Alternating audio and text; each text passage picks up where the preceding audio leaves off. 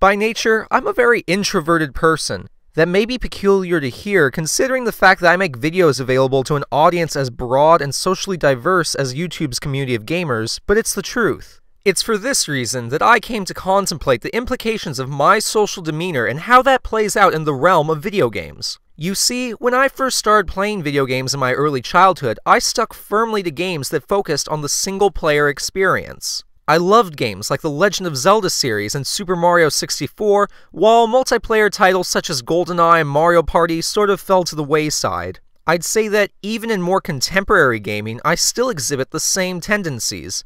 Even though I do play games like Call of Duty and Battlefield, which are predominantly multiplayer-based, my inclinations and actions during gameplay all reflect a single-player mindset. In Team Deathmatch, I usually don't pay much mind to my comrades, especially if they're randoms. Partly because randoms suck at the game about 90% of the time, and also partly because of the awkward social paradigm of attempting to communicate in harmony with people who scream expletives and slurs at the most minor of frustrations. From anti-Semitism to hugely ignorant and profane slander against the gay community, the general society of gamers has a lot of growing up to do. But that's perhaps another topic for another episode. Anyway, my point remains that I've never been fond of multiplayer gaming, and that when I do play in multiplayer, I always treat it like it's a single-player experience. And I think I finally understand, after some careful evaluation, why exactly that is. It seems a single-player game is based on self-fulfillment, whereas a multiplayer game is based on competitive or cooperative fulfillment. That's not to say that one is inherently better or more important than the other, it's just that different player bases will find them appealing based upon what they want out of their gaming experience. For example, those who have a strong desire to attain the respect and adulation of their peers will want to play a game like Call of Duty, which is effectively an active competition to show that you're either the most efficient killer or the most helpful teammate. This translates to YouTube, as we can see literally millions of Call of Duty videos uploaded to date, with people flaunting their kill streaks, endgame scores, montages, and other such acknowledgements of their skill. This is extroverted thinking, seeking recognition from those around you. Like I said before, I, however, am quite introverted. Though I'll occasionally dabble in multiplayer, I'm first and foremost a person who finds the most enjoyment in secluded gaming accomplishments that don't have the same competitive weight as multiplayer games. Things like collecting all the heart pieces in a Zelda game, or earning all the stars in Mario. It's something that's a personal mark of honor that doesn't really get seen outside of your own bedroom.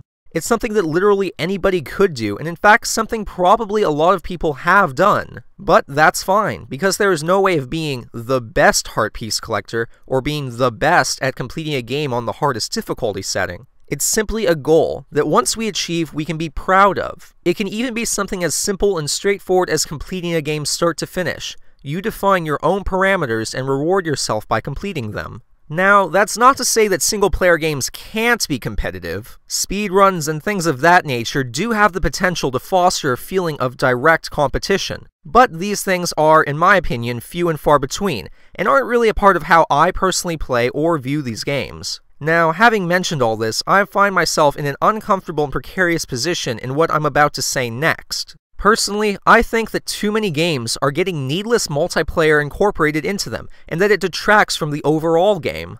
I see dozens of posts littering message boards where people demand that games like Elder Scrolls and Zelda should incorporate a multiplayer element, and personally, I have a huge problem with this.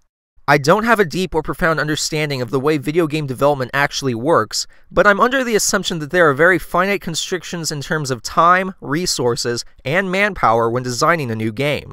And it would seem the more people clamor for multiplayer and developers are forced to add it into games in order to appease these consumers, the more I also feel as though the gaming community will start to view the single-player experience as either obsolete or incomplete, which I think would be a terrible departure from the highly rewarding enrichment of a narrative-driven, well-crafted single-player design. And the way I see it, it'll be tough for developers to please anybody with this kind of division in their direction. People who enjoy single-player, like myself, will argue that development time wasted on multiplayer could have been used to craft a more dynamic and vivid single-player vision. People who wanted multiplayer will likely find that, more often than not, multiplayer modes in these games are tacked on as an afterthought, and they usually don't meet the expectations of those who requested it, thereby leading to those people ridiculing the multiplayer for being a mere shell of the gameplay offered in the single-player. All in all, it would appear to me that while there are certain games that flourish as a multiplayer endeavor, such as first-person shooters, other games aren't as easily translated to that medium without being forced to give up a lot of what makes them great.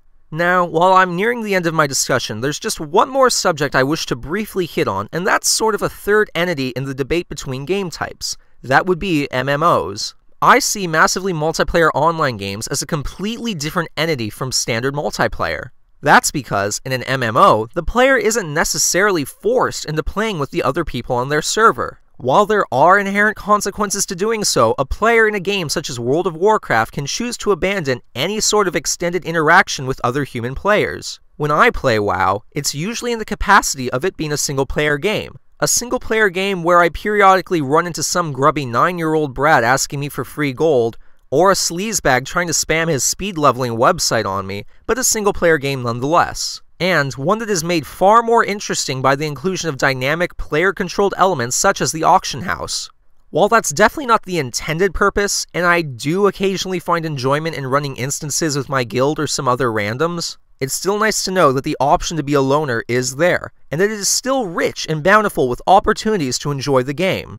Anyway, that's enough rambling for now. But before I go, I'd like to ask you guys how you feel on this subject. Do you prefer single-player games? Do you enjoy multiplayer more? And regardless of which you like better, why do you like it better?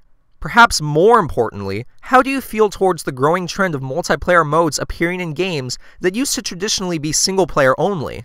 Is it a progressive move, or is it a subversion of the original games? Let me know in the comments below. I hope you've enjoyed this video. If you found it interesting, feel free to check out my channel, which I'll include a link to in an annotation. Until next time, this has been Jesus Quesadilla, signing out. Peace.